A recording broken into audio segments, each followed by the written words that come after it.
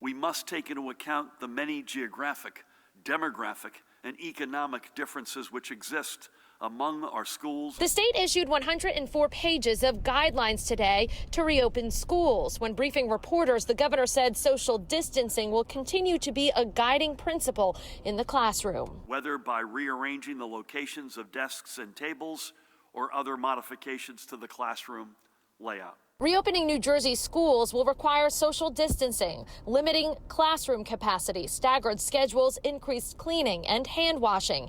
Masking will be required for adults and encouraged for kids. Limited cafeteria use, no buffets, less intermixing with other students and staff, alternate seating in different rows across buses, and athletic guidelines are still to come. Murphy said districts must be prepared if the virus surges again. Public health could require another switch to all remote learning at any time. Mount Olive School Superintendent says his district is considering stringent measures for masking and distancing in schools, plus a hybrid schedule such as morning and afternoon sessions to cut down on how many are in the building at a time. The return to school is ultimately a healthcare decision. New Jersey's teachers union and other groups are applauding the flexibility that these guidelines afford districts while also setting baseline safety standards. We did call for, and we were very adamant about having universal mandates, especially with health and safety guidelines. Other groups like Save Our Schools New Jersey raised issues about the cost, such as providing more technology to kids. Even in the cases where the district did an amazing job at getting a computer into the hands of a child,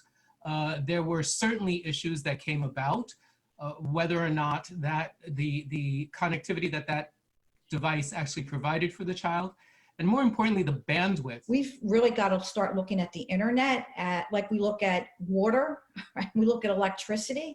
Gone are the days where that is an option and that's where that's a luxury. And we asked the state how many kids across New Jersey remain disconnected from the classroom in advance of the next school year. The state says they are working now to survey all districts statewide to see where we stand. Live in Trenton, I'm Christy Duffy, Pix 11 News. Back to you, Corey and Katie.